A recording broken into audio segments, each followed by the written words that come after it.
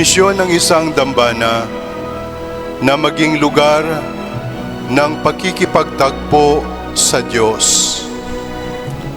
A shrine is a place of encounter, for our God is a God of encounters. In this shrine, we encounter God. From earth, we reach out to God in heaven. From heaven, God comes to encounter us on earth. The Directory of Popular Piety and Liturgy describes the shrine as a sign of the active and saving presence of the Lord in history, and a place of respite in which the people of God on its journey to the heavenly city can renew its strength for the pilgrim journey.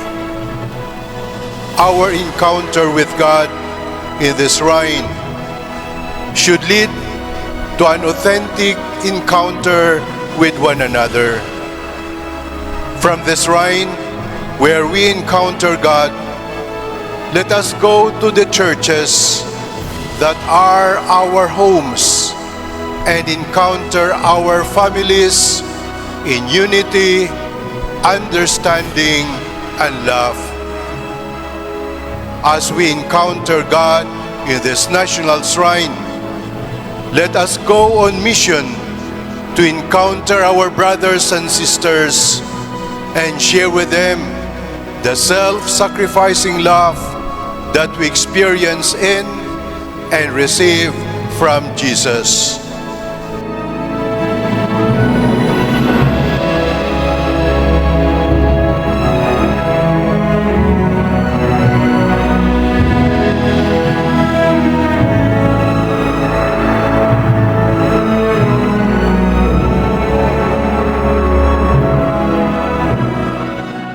It took us 5 years to celebrate ito pong kalahating dekada ng ating pagiging pambansang dambana at sentro ng debosyon kay San Antonio ng Padua sa buong Pilipinas. At ako pa'y humihiling ng pagkakataon, if it would not be too much for me to take even 10 minutes of your time, sapagkat 5 taon naman po tayo naghintay bago natin may ipagdiwang ang makasaysayang araw na ito para sa ikalimang anibersaryo ng ating pagiging pambansang dambana at sentro ng debosyon ni San Antonio sa buong Pilipinas. Subalit anong ganda ng simbahan at anong saysay ng pagiging maganda kung di naman nagiging maganda ang ating asal sa tulong ng ating pagdarasal. Sabi nga po ni Cardinal, ang pagdarasal ay hindi lamang pag-usal ng mga salita sa panalangin, kundi ito ay isang uri at pamamaraan ng pagyakap kay Jesus.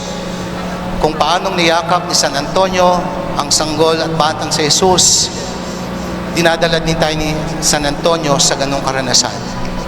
Sa ating pagdalaw sa dambanang ito, inaakay tayo ni San Antonio palapit kay Jesus upang yakapin si Jesus, upang makatagpo si Jesus. At yan naman po ang dahilan kung bakit may mga dambana, upang bigyan tayo ng lugar sa ating pakikipagtagpo kay Jesus. At sa pakikipagtagpo ay mayakap natin si Jesus.